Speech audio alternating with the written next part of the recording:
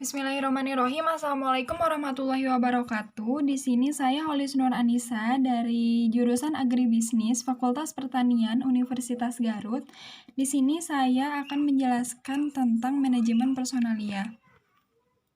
Adapun yang akan dibahas itu yang pertama pengertian, fungsi, tujuan manajemen personalia, tugas dan perbedaan dengan HRD. Di sini ada pengertian dari manajemen personalia menurut beberapa ahli. Yang pertama, menurut Melayu Hasibuan, yaitu manajemen personalia adalah ilmu dan seni mengatur hubungan dan peranan tenaga kerja agar efektif dan efisien, membantu terwujudnya tujuan perusahaan, karyawan, dan masyarakat. Dan di sini ada untuk yang kedua, menurut Niti Semito, pengertian manajemen personalia adalah sebuah ilmu seni dalam melakukan perencanaan, pengorganisasian, pengawasan sehingga proses kerja menjadi lebih efektif serta efisien. Personalia dapat ditingkatkan semaksimal mungkin dalam mencapai tujuan. Terus selanjutnya ini fungsi manajemen personalia. Fungsi manajemen personalia ini dibagi menjadi dua. Yang pertama ialah fungsi manajemen. Yang kedua, fungsi operasional. Di dalam fungsi manajemen itu ada 4. Yang pertama, perencanaan atau planning. Fungsi perencanaan ini berarti menentukan program personalia yang nantinya bisa membantu pencapaian tujuan perusahaan yang telah ditetapkan. Tujuan tersebut harus ada campur tangan aktif dari manajer personalia. Yang kedua itu fungsi pengorganisasian, yang artinya ketika perusahaan telah menentukan fungsi-fungsi yang harus dijalankan oleh semua anggota, maka manajer personalia harus membentuk organisasi. Hal ini dilakukan dengan merancang susunan dari berbagai hubungan di antara jabatan personalia serta berbagai faktor fisik. Yang kedua ialah fungsi pengarahan atau directing. Setelah manajer personalia melakukan perencanaan dan pengorganisasian, maka selanjutnya adalah melakukan pengarahan terhadap pekerjaan. Fungsi ini berarti untuk mengupayakan agar para pegawai bekerja dengan efektif untuk mencapai tujuan perusahaan, seperti itu. Dan yang keempat itu fungsi pengawasan atau controlling, di mana fungsi pengawasan berarti manajer personalia melakukan observasi terhadap kegiatan atau aktivitas karyawan. Seperti itu. Yang selanjutnya itu ada fungsi operasional. Fungsi operasional itu terdiri dari yang pertama, pengadaan tenaga kerja. Ini itu fungsinya berhubungan dengan usaha untuk pengadaan personal yang sesuai dengan jenis dan jumlah yang dibutuhkan agar organisasi atau perusahaan ini dapat mencapai tujuannya. Yang kedua itu pengembangan tenaga kerja atau training development. Fungsi ini berkaitan dengan semua kegiatan yang dilakukan oleh organisasi untuk meningkatkan keterampilan karyawannya. Dan yang ketiga, itu pemberian kompensasi atau compensation. Fungsi ini berhubungan dengan pemberian penghargaan yang layak dan adil terhadap para karyawan. Pemberian kompensasi ini harus disesuaikan dengan kinerja karyawan dalam upaya pencapaian tujuan organisasi. Yang keempat itu pengintegrasian atau integration.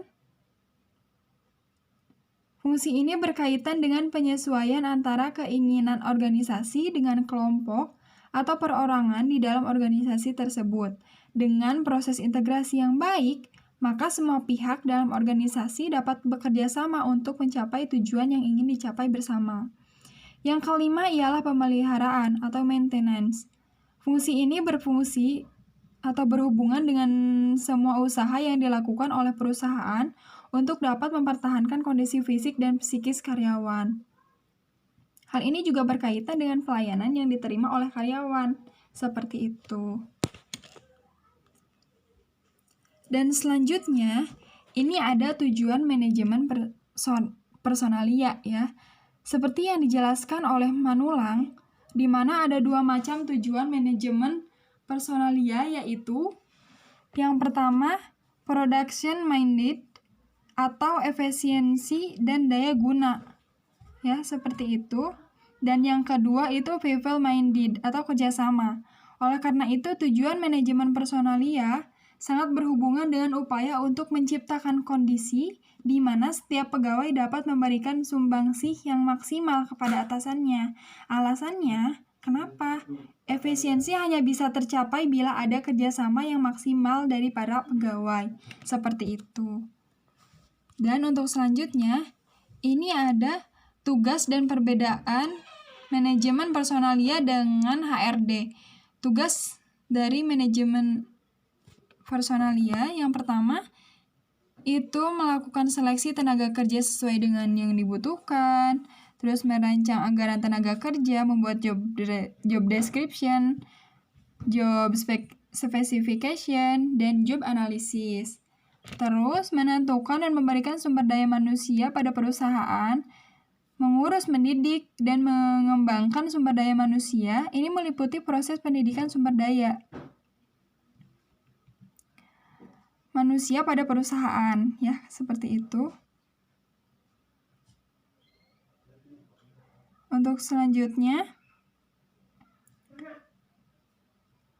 mengurus segala hal tentang pensiun dan pemberhentian, mengurus kesejahteraan karyawan. Dan untuk perbedaan personalia dengan HRD, banyak orang yang memiliki pemahaman bahwa HRD ini dua hal yang sama gitu ya, meskipun keduanya sangat berkaitan. Namun secara prinsip keduanya merupakan dua hal yang berbeda. Perbedaan yang paling mendasar antara HRD dan personalia adalah pada ruang lingkup kerja keduanya. Manajemen personalia berada pada ruang lingkup administrasi yang mendukung terlaksananya fungsi dari HRD. Untuk yang terakhir ialah kesimpulan. Dari penjelasan tadi dapat kita pahami bahwa manajemen personalia merupakan bagian dari suatu organisasi yang berhubungan langsung dengan pengelolaan sumber daya manusia. Bagian personalia memiliki fungsi dan tanggung jawab yang berbeda dengan HRD, meskipun keduanya sangat berkaitan. Namun, ada beberapa organisasi yang menggabungkan keduanya di dalam satu departemen sehingga pelaksanaan tugasnya menjadi kurang fokus. Terima kasih. Mungkin sekian yang bisa saya sampaikan. Terima kasih. Wassalamualaikum warahmatullahi wabarakatuh. Sekian yang bisa saya sampaikan. Terima kasih. Wassalamualaikum warahmatullahi wabarakatuh.